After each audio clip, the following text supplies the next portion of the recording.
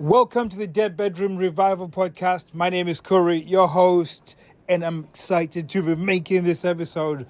I am so pumped and so stoked. It's Friday, a very exciting, very good week. Got a lot accomplished, and I was thinking about this because there's a lot of people that have been in my situation for a very long time, or probably even longer than I have, and I was wondering, why is it that they didn't just persist and figured it out and until something worked? And I realized that there's a human thing where if we try something, we sort of, if it doesn't work out the first time, we just sort of give up. And that's something that we all have done in some capacity. I'm just one who doesn't like to give up, and I'm also a geek, so I just went down that rabbit hole and until I just started figuring things out. So there was that, but when it comes to anything where you have to put yourself out there, especially being in an uncomfortable situation, most people are not willing to put themselves out there because they might fail. And usually when you do that, it stops you from actually realizing the amazing part of actually figuring it out and then going on to the next level. So if in this case, your relationship, so the fact that it's sexless, there's certain things that you're going to need to do in order to change it. And a lot of it was going to be uncomfortable, and a lot of it you're going to suck at it. It's going to be completely rubbish, and you have to be able to be willing to accept to be rubbish and then continue coming over and over again until coming over and over again.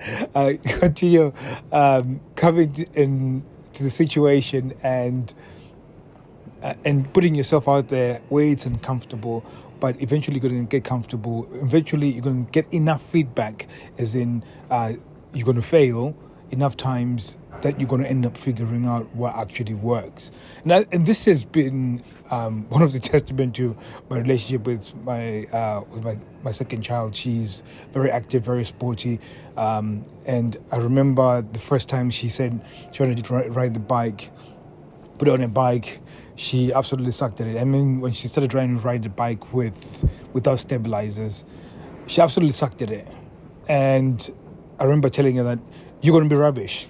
You're going to fall. It's going to hurt. And the moment I got her to understand that you're going to fall, you're going to be rubbish, it's not going to come to you just naturally. When she accepted it, she then accepted the process. And when she accepted the process, she rode the bike literally in one afternoon. So by the age of 4 years old, she was riding a bike by herself. Now, it's not amazing because some kids have balance bikes, so they learn just as fast. She never had a balance bike, so, and this is what makes it an achievement. And then other children that have been of her age or from a class, they've managed to start doing that from the age of 6. So she was 2 years ahead of most of the children that she knows. And I'm saying this because the key to her success was the fact that she actually knew, just took to the fact that she was going to suck. She knew that she was going to fall, she was going to graze her knee, she was going to be hurting. And that's what I told her. That's what's going to happen. And I made it a point that every time she falls over and then she has a scratch or she grazes her knee, we celebrate it. We say that's all part of the process. And then she would fall over. Of course, she would graze her knee.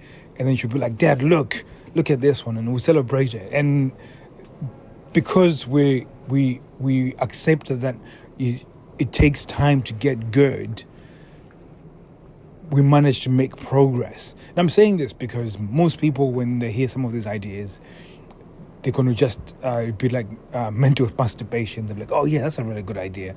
And then they never do anything with it because if I put myself out there, I might just fail. And then what?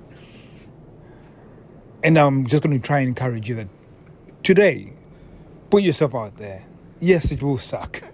And yes, it will fail. And yes, it's not fully, because some of the stuff I say on the podcast is 30,000 views. There's other things that you might have to do to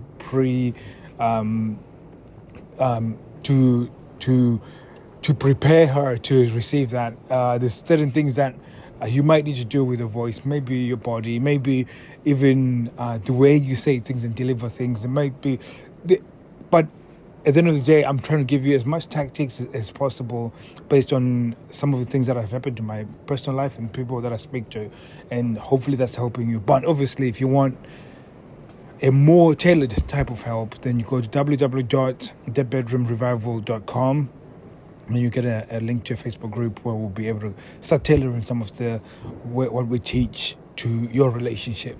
But for now, with some of the things that we're talking about, there's some things that you already know you should be doing or at least trying, but because you want to put yourself in that place where you'll be rejected again, you're probably not putting yourself out there.